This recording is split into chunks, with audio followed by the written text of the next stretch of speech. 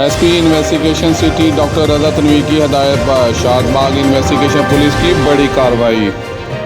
जी बिल्कुल, एएसपी कामल आगा की सरबराही में शादबाग इन्वेस्टिगेशन की कार्रवाई। नाकाबजंद गैंग को गिरफ्तार कर लिया।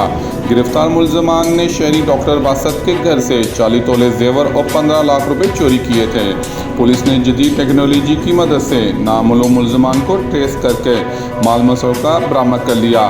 इंचार्ज इन्वेस्टिगेशन पुलिस गुलाम ज़मीर के मुताबिक गिरफ्तार मुलजमान में वसीम और मजर शामिल, जिन पर मजीद तफ्तीश जारी है।